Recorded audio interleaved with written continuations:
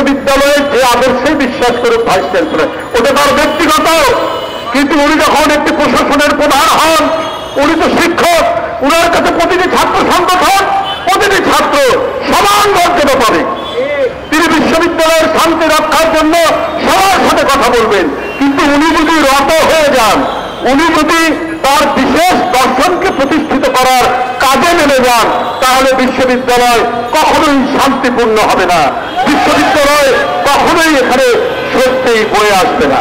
অন্তর্বর্তীকালীন সরকার, আপনার জানি না কাদের প্রতিনিধিত্ব করছেন, আপনাদেরকে আমরাও সমর্থন করেছি, এখনো করে যাচ্ছি, কিন্তু এনসিপি যখন আপনাদের এই যমুনার দিকে যায়, প্রধান উপদেষ্টার বাসার দিকে, তখন তাদের সাদরে বরণ করে।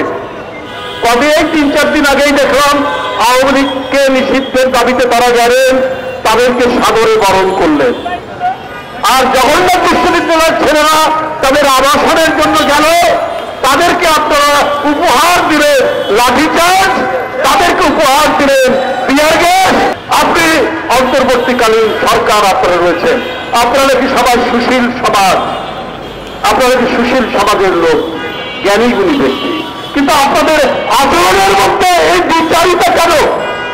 আপনাদের আচরণের মধ্যে এই বিভাজন কেন? আজকে এই উপমহাদেশ অশান্তিতে ভরে উঠেছে, অনেক চক্রান্ত ষড়যন্ত্র চলছে, অনেক কিছু ঘটনা হচ্ছে।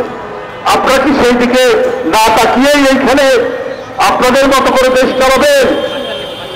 কিন্তু এই যে ফ্যাসিবাদের পতন হয়ে পালিয়ে গেছে, তাদেরকে মদত দেওয়ার অনেক শক্তি রয়েছে যারা দিচ্ছে। সুতরাং ডানে বামে সব দিকে তাকিয়ে যথাযথভাবে দেশ শাসন করো, না হলে কেউ রক্ষা পাবেন না। কোন বিশেষ রাজনৈতিক দল বা কোন আদর্শকে প্রতিষ্ঠিত করতে গেলে আপনারা কিন্তু জনগণ ধরে ফেলবে।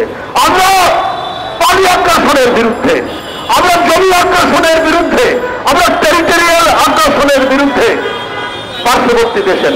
আবার একই দিকে আমরা স্বাধীনতার পক্ষে, আমরা জাতীয় সঙ্গীতের পক্ষে, আমরা জাতীয় পতাকার পক্ষে, আমরা 71-এর স্বাধীনতা যুদ্ধে যারা শহীদ হয়েছেন তাদের পক্ষে। আমরা তাদের বিদায়ী আত্মার আমরা মাগফিরাত কামনা করি। স্বাধীনতার ঘোষক শহীদ রাষ্ট্রপতি জিয়াউর রহমান এদেশের একজন সূর্য সন্তান। সামনে যেভাবে হত্যা করা হয়েছে, তার রাজনৈতিক শত্রু কারা আমরা একটু আভাস পাচ্ছি। এই রাজনৈতিক শত্রুদের চিহ্নিত করে অবিলম্বে তাদেরকে গ্রেপ্তার করে শাস্তির আওতায় নিয়ে আসবে, তা না হলে এর পরিণতি ভয়াবহ হবে।